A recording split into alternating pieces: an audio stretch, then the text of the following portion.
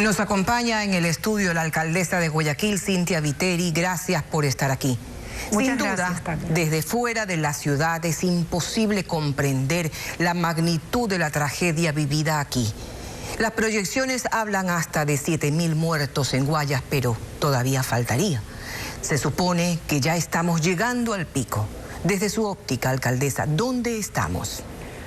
Para poder entender la magnitud de lo que sucede en la provincia del Guayas y sobre todo en la ciudad de Guayaquil, cabe señalar las víctimas que hubo en el terremoto del 2016, 670 personas, Tania. Sin embargo, en la provincia del Guayas, durante marzo y abril, hasta mediados de abril, hay aproximadamente 8.000 víctimas en comparación con las personas que fallecieron durante el mismo periodo el año pasado. Ahí tú puedes ver la magnitud de lo que está sucediendo en Guayaquil, que no tiene comparación con ninguna otra ciudad del país. Este pueblo pacífico recibió una bomba desde el aire, como Hiroshima, en el corazón de la ciudad. Luego tuvo que mantener su ciudad todo este tiempo, todos estos 4 meses, con el dinero de un mes, con el dinero de enero, en economía de guerra. Y finalmente nosotros nos dimos la vuelta y dejamos de huir del virus y empezamos a perseguir al enemigo, como en Esparta. Ahora somos nosotros los que tocamos la puerta de cada uno de los hogares de los guayaquileños, llevando medicinas, médicos, oxígeno, fumigación, alimentos, kits para desinfección y sobre todo trasladar al paciente si tiene síntomas moderados y que necesiten oxígeno a nuestros centros. De eso vamos a hablar un poco más adelante, pero muchos llegaron a dudar de usted, de haber dado positivo para el coronavirus. La señalaron por recuperarse demasiado rápido, la criticaron por supuestamente llegar tarde a la tragedia. A ver, Tania, en medio de esta crisis, por lo menos que eso les haya servido para sonreír un poco a las familias guayaquileñas. A mí mi padre me enseñó a nadar en río antes que en la piscina. Sé nadar contracorriente. Cuando mi marido en la semana del 16 de marzo amaneció con una fiebre altísima y temblando, llamé al Ministerio de Salud y fueron a hacerle la prueba a la casa. Yo no tenía absolutamente nada, no sentía nada, pero decidieron hacerme a mí también la prueba porque dormía con él. Al día siguiente nos dieron los resultados, ambos positivos.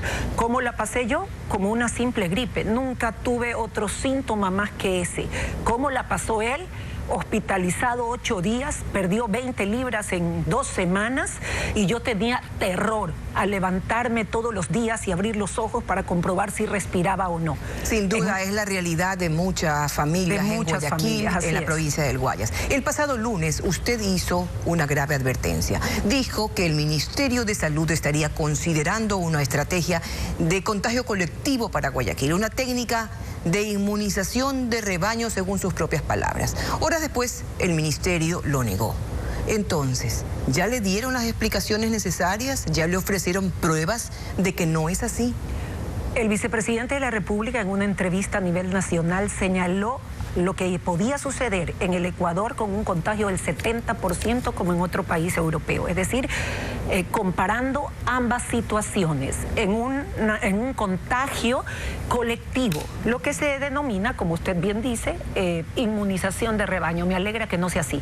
Me alegra que hayan o desmentido o aclarado o retrocedido, no importa el término que le pongan, pero que no utilicen a Guayaquil como un experimento cruel como aquel. Me alegra mucho que eso no vaya a suceder en Guayaquil. Desde que dejó la cuarentena, usted atiende la ciudad con brigadas médicas, kits de alimentos, tablets, medicinas, insumos hospitalarios y más. Puso en marcha la maternidad y está acondicionando como casa de salud el centro de convenciones. ¿Es suficiente? ¿Qué es lo urgente en estos planes? A ver, Tania, mientras estaba en la cuarentena, pudimos parar 2 hospitales, la maternidad Enrique Sotomayor y también el centro de convenciones. Entre ambos hay 350 camas, todas con oxígeno para pacientes que necesiten respirar y que no se compliquen para poder evitar que lleguen a terapia intensiva y sean intubados. Durante la cuarentena empecé a construir 2 cementerios con 12.000 tumbas. Durante la cuarentena llevamos alrededor ya mismo al 1 millón de kits en la ciudad de Guayaquil para evitar el hambre en las familias más pobres. Durante la cuarentena fumigamos no solamente la zona urbana, sino también la zona rural de Guayaquil con nuestras parroquias y recintos. Durante la cuarentena, Guayaquil le puso al Ministerio de Salud, a las Fuerzas Armadas, a la Policía Nacional, le puso camas, colchones, vehículos, el combustible y a los hospitales los trajes de bioseguridad. ¿Y con alrededor de 12, alrededor a estas alturas entre 15 y 20 millones de dólares, Tania. Como te dije, en economía de guerra, suspendí toda obra y me dediqué a la pandemia. Me dediqué a los recursos del bicentenario, este año 200 años de independencia de nuestra ciudad, los dediqué a combatir la pandemia. No era necesario que esas 2 o 3 semanas que pasé alejada para no contagiar, porque el peligro hubiera sido que yo contagie, no el peligro, no era para mí. Pudimos levantar todo esto y en este momento nosotros somos los que hemos dado, gracias a Dios, administrando bien los recursos para que los médicos en los hospitales públicos tengan 110 habitaciones donde ir en este momento con las enfermeras y no regresar a casa para contaminar o evitar contagiar a su familia. Nosotros hemos puesto... Sí, te escucho. Perdón que la interrumpa. Adelante. Anoche el presidente de la Cámara de Comercio, Pablo Arosemena, anunció que en breve se reanudaría parcialmente el comercio, pero sin almacenes, solo con entregas a domicilios. ¿Qué debe venir después de esta pandemia? Porque no solamente es una emergencia de salud, hay también una emergencia económica. Guayaquil ha sido el centro del comercio, de la industria, de las exportaciones.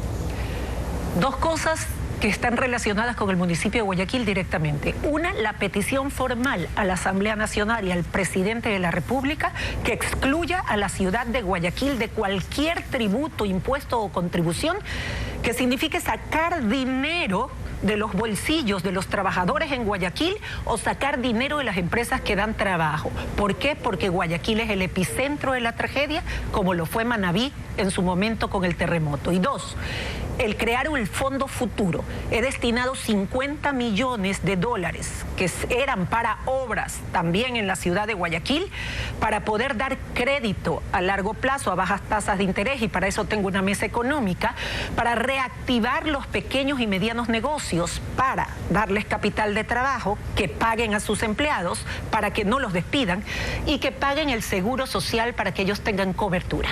Alcaldesa, antes de finalizar esta entrevista, no puedo dejar de preguntar sobre lo ocurrido el pasado 18 de marzo. Una decisión suya muy polémica, la orden de cerrar el aeropuerto José Joaquín de Olmedo. ¿Se equivocó? ¿Acudirá al llamado de la Fiscalía para investigar? Acudiré a donde me llamen, Tania, pero debo decirte también dos cosas muy cortas. La una, lo hice bajo el Pacto de Derechos Civiles y Políticos de la Asamblea de las Naciones Unidas. Y segundo, para mí la más importante, una madre salta a defender a sus hijos si estos están en peligro. Y eso hice yo, sin importar las competencias, las consecuencias personales que iban a venir en lo posterior. Aquí estoy. Que se haga lo que se tenga que hacer. Sin importar las consecuencias, lo ha dicho usted. Gracias por acompañarnos. Ha sido la alcaldesa de Guayaquil, Cynthia Viteri. Regresamos. Gracias a ustedes.